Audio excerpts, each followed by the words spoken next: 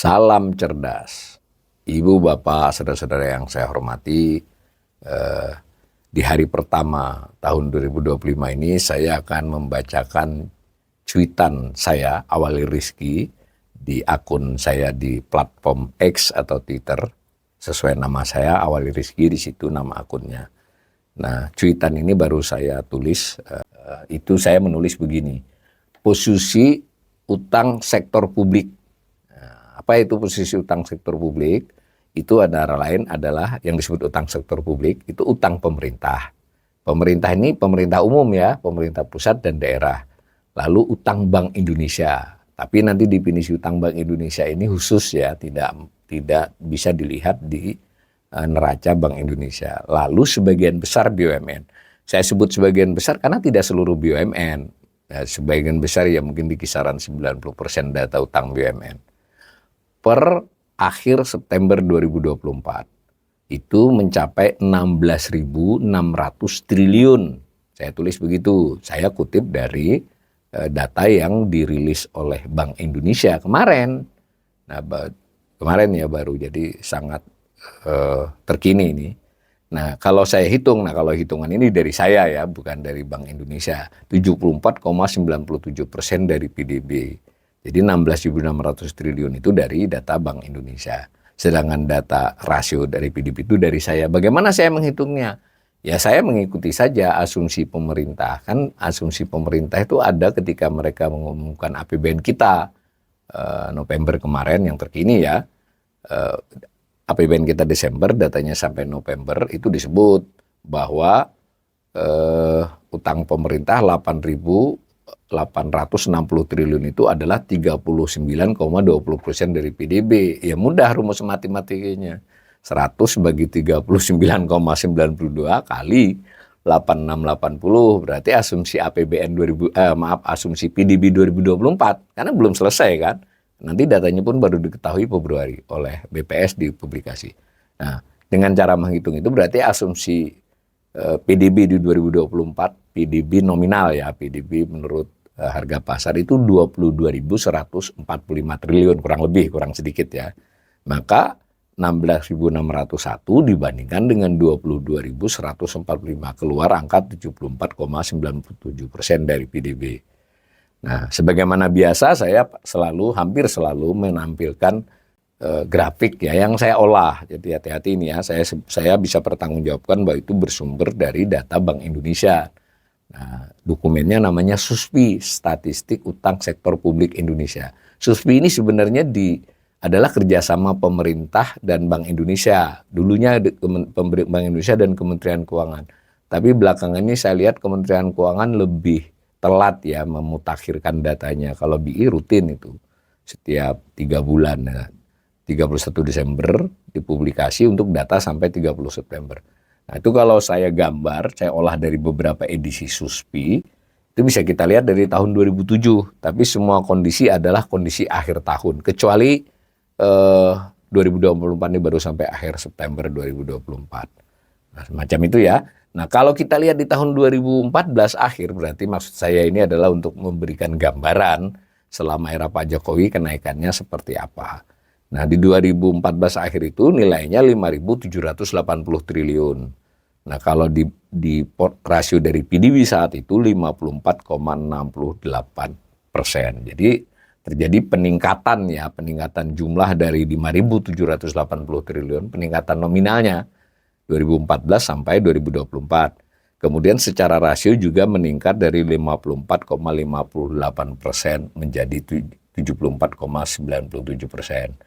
Saya bacakan beberapa komentar itu dari Susilo Hutomo menanyakan posisi hutang publik mendekati 75% PDB. Ya 75% sebenarnya waktu 74,97.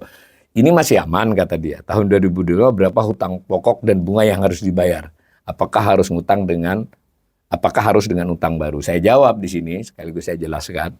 Data utang sektor publik tadi itu adalah penjumlahan berbagai entitas tadi. Jadi terdiri dari berbagai entitas, pemerintah pusat, pemerintah daerah, Bank Indonesia untuk konteks utang tertentunya, bukan seluruh di neraca utang Bank Indonesia, dan sebagian besar BUMN. Saya perkirakan dari hitung-hitungan saya sekitar 90% BUMN. Jadi tidak tersedia data karena ini entitasnya berbeda nih. Tidak tersedia data bagaimana beban bayar dan cara membayarnya. Jadi beda nih kalau ketika kita kanal ini menganalisis utang pemerintah ya, pemerintah pusat kan kelihatan. Utang pemerintah pusat bunganya berapa, cicilannya bisa diperkirakan dari berbagai info, ya toh. Lalu pendapatan APBN berapa, dicari rasio-rasio bisa kita mengatakan aman. Ya menurut pemerintah biasanya aman dan kanal ini hampir selalu mengatakan sebenarnya tidak aman. Tapi untuk etos utang publik tidak bisa dianalisis seperti itu. Nanti kita harus lepas-lepas karena BI tidak seperti itu modelnya. Untuk BUMN ya karena ini datanya data agregat keseluruhan juga tidak bisa memperlihatkan aman dan tidak amannya masing-masing BUMN seperti apa. Kurang lebih begitu. Nah ini ada pertanyaan, apakah termasuk dari Husaini? Apakah termasuk dana kelolaan asuransi dan dana pensiun Pak? Nah tadi sektor publik ya, karena dana asuransi dan pensiun itu tidak semuanya publik ini maksudnya BUMN ya BUMN atau badan usaha lainnya milik pemerintah, badan usaha lainnya yang dibentuk pemerintah. Jadi kalau dia adalah BPJS masuk ya, tapi kalau asuransi yang di perusahaan swasta nggak masuk itu ya. Dan juga sama. Perhitungannya tentang utang juga ada kaedahnya dari BI. Jadi ada metadatanya yang terkini metadata 2023. Jadi Bank Indonesia mengumumkan cara kami menghitung begini. Tapi sejauh ini memang belum mengikuti best practices internasional yang sudah memasukkan. Ini belum semuanya loh. Sebenarnya kalau public sector itu ya termasuk BUMD, Bank Pembangunan Daerah, BUMN ini juga harus semua. Hanya saja kan antara BUMN juga ada saling mengutangi, pemerintah juga saling mengutangi sehingga cara perhitungannya harus sedemikian rupa dan netonya. Tapi kita bisa terima dulu sebagai indikasi, yang penting apel dengan apel, definisinya tidak berubah. Jadi kita bisa melihat yang tadi. Nah, ini ada pertanyaan berapa proporsi untuk domestik ataupun luar negeri ya? Ada di datanya, tapi saya tadi belum sempat mengecek. Nanti kalau kita lihat ini ada ya kurang lebih itu pengertiannya utang domestik ataupun luar negeri ini tergantung ya. Kalau domestik itu pengertiannya rupiah berarti denominasi, dengan falas itu satu hal. Kreditur luar negeri dengan kreditur dalam negeri hal lain, karena beberapa kreditur luar negeri juga memberikan dalam rupiah dan sebaliknya. Tetapi bisa digambarkan kalau untuk proporsi yang sifatnya asing dengan krediturnya itu kurang lebih di kisaran 35 dengan 65 ya, 65% masih domestik untuk sektor publik ini. Nah, ini yang bikin harga dan barang jasa hingga tahun baru tetap naik, toh awal kata Ening. Ya tidak sesederhana itu ya. Artinya itu perlu analisis yang lebih jauh. Itu Twitter. Kemudian saya bacakan tweet kedua yang lebih baru lagi. Itu saya tulis, masih lanjutannya sebenarnya. Saya memang punya tradisi tidak membuat kayak cuitan yang bersambung itu ya. Saya cenderungnya satu-satu aja. Nah di sini saya tulis, posisi utang sektor publik tadi kan sudah sama tuh, September 2024 16.600 triliun. Cuma fokus dari cuitan ini saya jelaskan terdiri dari pemerintah umum 8.608 triliun. Jadi ada pusat, ada daerah, tapi daerahnya kecil ya, hanya di kisaran 100 triliun. Jadi yang mayoritas adalah utang pemerintah pusat. Nah ini kan hampir sama atau dengan data ketika pemerintah pusat mengumumkan di September ya utangnya 8.500-an. Nah, lalu korporasi finansial sektor publik 6.972 triliun. Nah, ini penting. Korporasi finansial ini ya bank-bank BUMN, kemudian lembaga BUMN keuangan itu masuk. Ya, jadi lalu yang ketiga ada Bank Indonesia, tapi khusus Bank Indonesia hanya bagian utang tertentunya. Nah, lalu ada lagi kelompok ketiga, korporasi publik yang bukan keuangan, ya itu berarti kan BUMN Karya kah, Pertamina kah, PLN kah dan sebagainya. Tetapi saya sudah menelisik, yang di sini yang saya maksud hampir belum mencakup seluruh BUMN, meskipun sebagian besar. Jadi bisa jadi indikasi lah. Nah itu kalau kita gambarkan, ya saya gambarkan dari 2014 itu, masing-masing komponen itu. Nah memang yang mengalami peningkatan lumayan itu ya memang pemerintahan umum ya. Pemerintahan umum itu dari 2.608 ya menjadi 8.600 tadi kan, 608 tadi. Ya berapa itu, 2,5 kali lipat ya. Lalu keuangan publik juga hampir sama peningkatannya. Maaf, utang pemerintah general government naiknya lebih banyak ya. Sementara yang utang sektor keuangan publik, nah ini memang terjadi perdebatan karena ini termasuk dana pihak ketiga yang ada di bank ya. Itu dianggap utang juga. Ini saya sendiri salah satu ekonom yang berkali-kali berdiskusi di publik bahkan. Ini harusnya nggak dimasukin dengan utang. Bukan saya kok yang masukin adalah Bank Indonesia ya. Jadi soalnya ini soal definisi bahwa betul saja dana pihak ketiga itu beda dengan utang dalam konteks biasa. Tetapi toh kalau ada apa-apa ya kan itu memang punyanya orang, bukan punya Bank Indonesia. Di dalam neracanya sama Bank Indonesia di bank ya, di neracanya ya dia tetap pasifa. Ya kalau mau di-split silakan saja. Nah kalau mau dia tidak dimasukkan, nanti analisis terhadap aset juga beda dong, karena kan asetnya bank itu terkait dengan orang yang nyimpan. Jadi yang penting saya mengikuti data Bank Indonesia.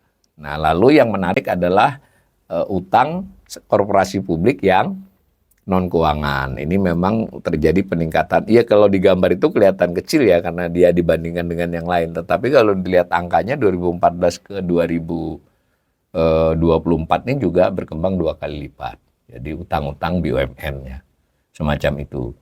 Nah ini belum ada yang menanggapi ya. Jadi begitu, dari 2 cuitan ini saya ingin memberikan gambaran, mudah-mudahan nanti juga kita melakukan assessment terhadap ini.